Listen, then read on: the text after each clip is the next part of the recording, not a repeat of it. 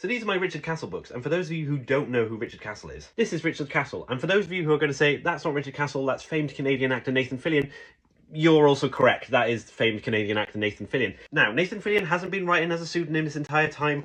This is from a TV show. This is from famed Canadian actor Nathan Fillion's TV show called Castle. So Castle ran for 8 seasons in the 2010 era and is a police procedural about a writer who follows a cop in the hope of gaining inspiration for a character. So Richard Castle, the writer, follows Kate Beckett, the detective, and he creates the character of Nikki Heat and releases the first book, Heat Wave. So this is the book that he releases within the show. It's incredibly meta, which is why I freaking love it. So this is essentially a glorified prop from season 1 of Castle. It is the book that Castle writes, and events within this book are mentioned within the TV series. So it is very much a companion piece to the show. Like, this is not a new idea, it's been done before. Now obviously Nathan Fillion didn't write this, they did get a ghostwriter in. One of the few differences between this and all the other attempts is that this is actually really fucking good. So whilst this is all fun and games and a prop from the show, it is a genuinely good crime thriller, which is why as the series gained popularity, so did the books. They just keep making them, so with each new series of Castle, they released a new book to coincide with it. But again, these are genuinely good crime books, and very similarly to what they did with book 1 and series 1, the rest of the books contain plot elements and characters that are actually mentioned within the TV series, which means that if you love the TV series like I did, these are must-have companion pieces because it expands the world of Castle, which at the end of the day is just kind of a bog standard police procedural, which currently there are hundreds of other shows that kind of follow the same formula. So when Castle was airing, I really got into it. So when I found out that they had books, I obviously bought it. And then when I found out they were good, I continued buying them. So this is part of my collection. This is the Nikki Heat series. We'll get onto the other books in a minute. Now, because this was an American TV show and an American idea, these books weren't particularly widespread within the UK. So a lot of these books are secondhand. So rather annoyingly, one of the only books within my collection that isn't secondhand is the first one, which is Heatwave. But this is the American trade paperback, whereas the rest of my books are the UK edition.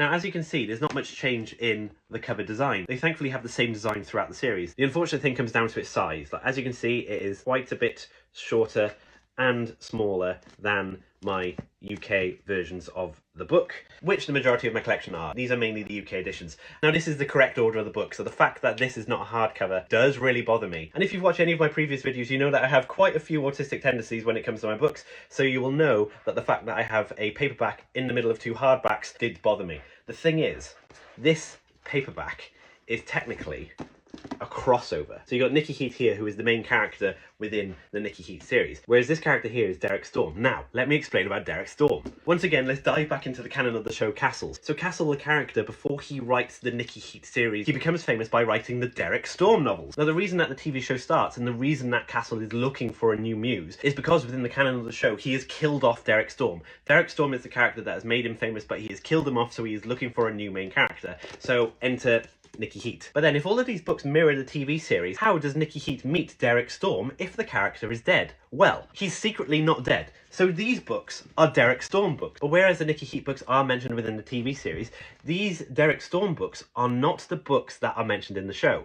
These are completely different books, because these are essentially sequel books. These are the books that explain how Derek Storm survives and his continuing adventures, which means that when we get to the penultimate book in the Nikki Heat series, we are able to have this crossover because there are other books explaining how Derek Storm isn't actually dead. So here is the complete Richard Castle collection. You've got the Nikki Heat series, you've also got the Derek Storms at the top. Now, one final point I will make is that the TV show kind of ended in a very contentious way. So around about season 8 of the show, the main 2 actors, Nathan Fillion, who plays Richard Castle, and Sana Katic, who plays Kate Beckett, they got into contract negotiations in the hope of continuing the series on. The problem with the American TV industry is that the longer a TV show goes on, the more money they try and save, which is why when you're watching long-running shows, normally towards the end, there is a notable shift in quality, and you will also see long-standing actors who have perhaps been there for the entire run either leave or get fired. Now, the TV show Castle was built on the relationship between Nathan Fillion and Sana Katic, the 2 main characters. So they were discussing contracts for season 9. Nathan Fillion's contract gets instantly renewed, whereas Sana Katic's one doesn't. Bearing in mind, she is perhaps the main character of this show, and her contract does not get renewed. So then the question becomes, how much of an arsehole is Nathan Fillion going to be? Is he going to try and push forward with a series of Castle without his co-star in the hopes that it does become a success, or is he going to call it quits? Now, the thing is, this decision was going on as season 8 was airing and the finale was coming up. So they really had to make a choice, and the final episode had already been filmed. Were they going to leave it on a cliffhanger that would then lead into season 9, or were they just going to end the show at season 8? Decided to leave it at season season 8. But the problem was, as I said, they'd already filmed the finale. The finale ends on a cliffhanger,